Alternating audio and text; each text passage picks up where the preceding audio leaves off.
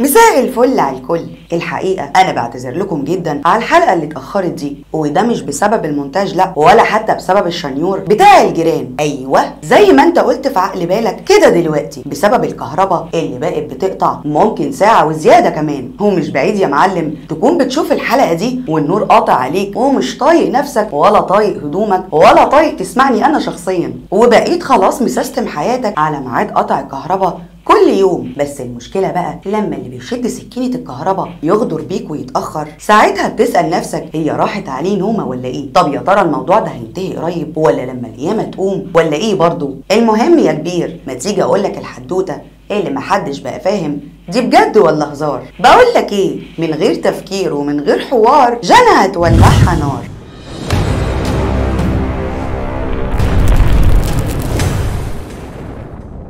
اظن كده يا برنس ان لحظه قطع الكهرباء دي بتبقى اسود لحظه في اليوم، تلاقيه قطع لك بالساعه مثلا، ده لو ما قطعش كمان بالساعتين والثلاثه ويمكن اكتر.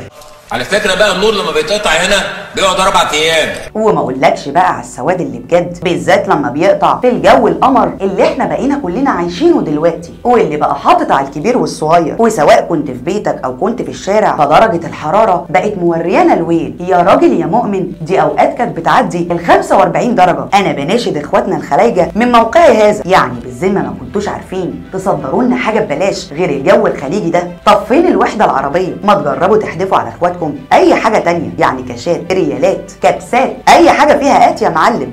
حرام حرام يا عم الحاج، حرام. ايه الحر ده؟ حرام يعني. ويا اختي لو ربنا كرمك بقى وساكن في دور عالي، العاشر ولا ال15 مثلا، طبعا لازم تلحق الاسانسير قبل راس الساعه او يمكن بعدها ب10 دقايق، وال10 دقايق دول هما اللي متوقف عليهم مستقبلك وحياتك يا كبير. ده انت هتتذل ذل السنين لو ما لحقتوش، ولا بقى لو في الشغل والنور قطع عليك وعلى كل الاجهزه، فهتقعد انت وهي تعيطوا وتندبوا سوا. بصراحه شويه مواقف غريبه الشكل عماله بتحصل معانا، وربنا ما يكتبها على عدو ولا على حبيب. ده كفايه وانت قاعد على سريرك ولا على كنبتك صاغ سليم ووتد في نفسك كده، والحياه ماشيه معاك في اللذيذ، وهوب في ثانيه تلاقيه قطع عليك، فتلاقي نفسك فرهط انت وبابا وماما وناهد وكلنا. ومش بس كده، ده انتوا فرهطتوا اللي جابونا معاكم الصراحه يعني. تعبان يا كابتن. لا والله تعبان ده، والله تعبان. والحقيقه ان كلنا تعبنا، مش بس الفنان، ومش عارفين الموضوع ده جه منين ولا هينتهي امتى ولا الساعه هتقوم ولا ايه القصه المهببه دي بالظبط. بص انا هبسطها لك. في الواقع انت هترجع ستوب. هندخل في الموضوع على طول ومن غير لف ولا دوران. من حوالي شهر كده اعلنت الشركه القابضه للكهرباء في مصر عن جدول مواعيد قطع الكهرباء على مستوى الجمهوريه، محافظه محافظه ومنطقه منطقه وبيت بيت ودار دار وزنجه زنجه. والصراحه منتهى النظام طبعا، هو حقيقي مجهود متعوب عليه ويحترم جدا. تفتكر الناس بقى تقابل ده بصدر رحب؟ لا ازاي، الناس شاطت اكتر ومسكوا في كلمه تخفيف الاحمال، هو قضوها قلش يا معلم على كل مواقع التواصل الاجتماعي. لا واحنا ما شاء الله تبارك الرحمن شعب بيعرف يطبق كويس قوي المثل اللي بيقول هم يضحك وهم يبكي، والضحك عندنا نمبر 1. لا يا عم مش ده. وحتى في عز التجدير والمرمطه لو ربنا فتحها عليك، او لو مضطر تجيب مولد عشان محلك او مشروعك ايا كان يعني، فالمولد حتى محتاج مولد يولده. ده ايه الوكسه دي يا رب كمان؟ ما تبطل رغي بقى واديني فرصه احكي لك اصل الحكايه من الاول، وليه اصلا الكهرباء بتقطع، وحكايه وقف الحال دي كلها ليه بتحصل من الاساس. كل ما في الموضوع يا سيدي ان السبب في البلاوي اللي بتحصل دي كلها والمسؤول الرئيسي عنها هو الغاز. تعالى لي بقى يا كبير لما افهمك ازاي. الفكره اساسها بيكمن في تراجع انتاج الغاز من بعض الحقول، وان كل الغاز اللي بيتم استخراجه في الوقت الحالي محطوط في خانه الاولويه انه يتصدر لبره، وده علشان احنا طبعا في امس الحاجه لجلب العمله الصعبه، خصوصا بعد ازمه روسيا واوكرانيا وعلاقتها بالاقتصاد العالمي، وطبعا بالدولار اللي هبدنا وهبد الكل في الارض. ومن الواضح كده اننا هنفضل عايشين في الازمه دي مده مش هتقل عن 3 شهور، يعني قول كده مثلا لنهايه 2023. قالك بقى يا نجم عشان ما يبقاش في ازمه والوضع يكون مستتب واخر الاجه، مصر محتاجه علشان تنتج كهرباء بشكل طبيعي ما يعادل 135 مليون متر مكعب من الغاز و10,000 طن مازوت سنويا. خليني اقول لك كمان مش بس تصدير الغاز هو الازمه الاكبر، وعلشان ما نفضلش كتير نعلق المشكله على شماعه خايبه، اساتذه الطاقه نفسهم قالوا ان الحراره لما بتزيد عن حدها زي ما هو حاصل كده في الوقت الحالي بتقدر تأثر بشكل كبير على مضخات الغاز، وده بيخلي انتاجه يقل بالتدريج. لا ده الأجعص بقى ان حقل زهر اللي موجود في غرب بورسعيد واللي بيعتبر اكبر حقل غاز عندنا، المفروض انه كان بينتج لنا حوالي 2.5 مليار قدم مكعب في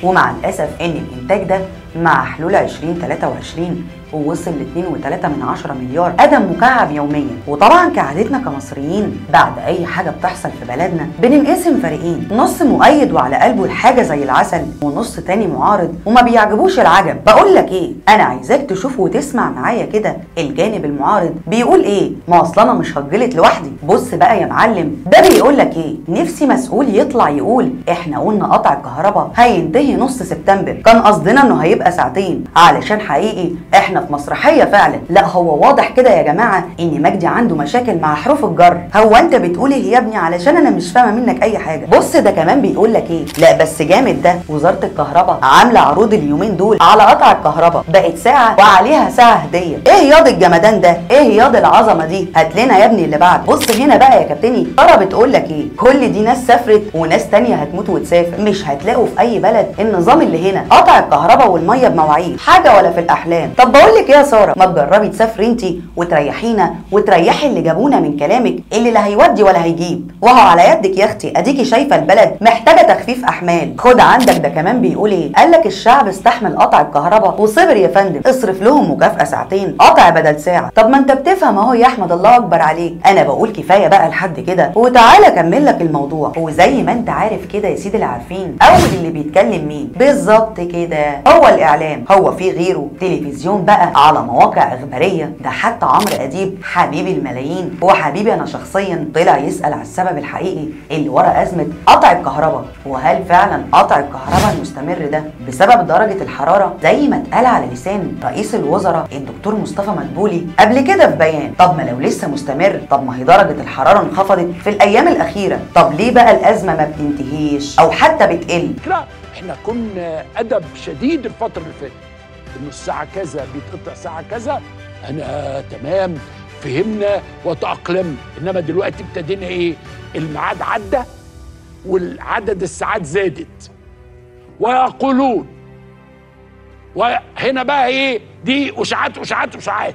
طب من الاخر كده هي اخرتها ايه؟ احنا في كلام كتير بيتقال عن الحوار بتاع قطع الكهرباء ده، ايشي غاز وايشي درجه الحراره، والحقيقه ان كتر الهري والهبد في الحدوته دي بوخ قوي، والكلام والرغي فيه بقى كتير جدا. انا معاك ان انا وانت محتاجين حد يفهمنا في ايه بيحصل ويعرفنا اخره الموضوع ده، وهل ممكن يستمر لحد اكتر من اخر السنه، ولا الليله دي هتتلم في اقرب وقت. طب بقول لك ايه، ما تيجي يا نجم نبص على نص الكوبايه المليان في الحكايه، وهي ان رئيس الوزراء دكتور مصطفى مدبولي راجل في منتهى الرقي، وحقيقي صراحته حاجه تحترم جدا. طلع وقال اننا ما نقدرش نقطع الكهرباء عن المستشفيات وعن الاماكن السياحيه، اصله مش هيبقى موت وخراب ديار، وده علشان الاماكن السياحيه زي ما انت عارف هي مصدر دخل اساسي ومهم لدخول العمله الصعبه في البلد.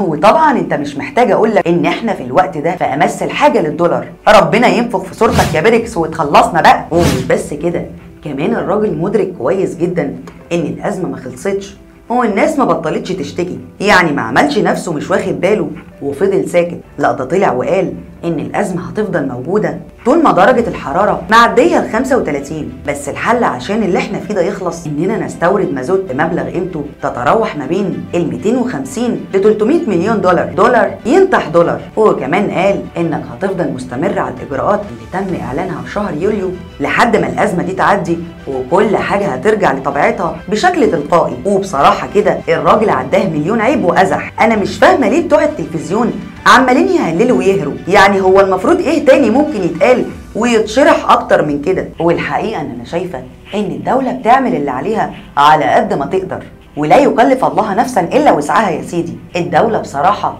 بتبذل كل جهودها وبتعمل كل اللي في ايديها علشان توفر حل للازمه دي قريب جدا. ولو انت يهمك ان بلدك تكون احسن، يبقى يا ريت نبطل هبد في حاجه احنا مش فاهمينها ومش على درايه بيها. اصل الحكومه والدوله مش معاهم عصايه موسى علشان كل حاجه تحصل تاني يوم مثلا ولا بعد اسبوع حتى. اصل هو مش كون فيكون، انت مش في زمن المعجزات، والحياه عودتنا ان مفيش حاجه كامله. يعني هي الدوله هتعمل ايه اكتر من اللي بتحاول تعمله عموما كده او كده كلنا بنتمنى ان كل حاجه احنا بنمر بيها تعدي بسلام. بقول لك ايه، يا ريت ما تنساش ان مع كل ترند ومع كل حوار جنى تولعها نار. واشوفكم في حلقه جديده وترند جديد، وسلام عليكم.